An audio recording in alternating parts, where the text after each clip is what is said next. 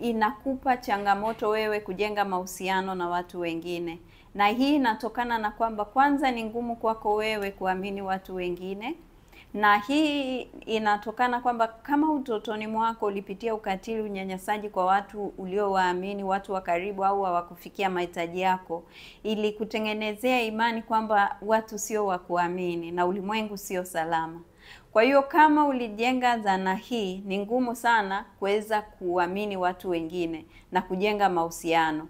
Na hata ukiwa kwenye mahusiano, huna uhakika sana kama mambo yataenda mazuri sana, au unahisi kuna wakati tu mambo yataenda ndivyo sivyo. Kwa hiyo ni kama unaingia kwenye mahusiano unangoja siku mambo yaende ndivyo sivyo, kwa sababu wewe uliaminishwa kwamba watu sio wa kuamini, watu hawawezi kukujali, hawawezi kukupenda.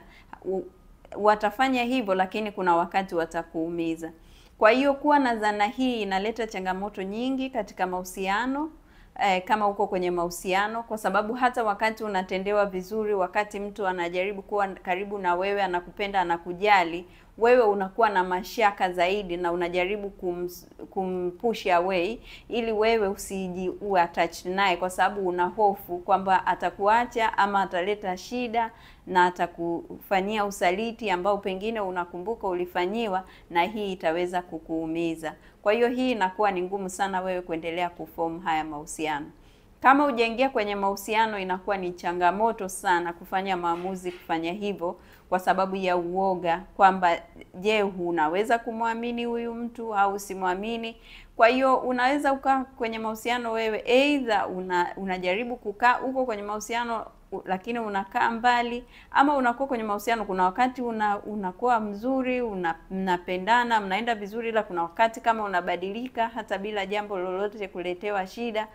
Kwa hiyo hii inaweza ikawa imetokana na kwamba katika utoto wako pengine wale waliokufanyia ukatili, unyanyasaji na mapito haya walikuwa ni watu ambao ulikuwa unawaamini, na wakakutengenezea dhana kwamba ulimwengu sio salama na huwezi kumwamini mtu mwingine.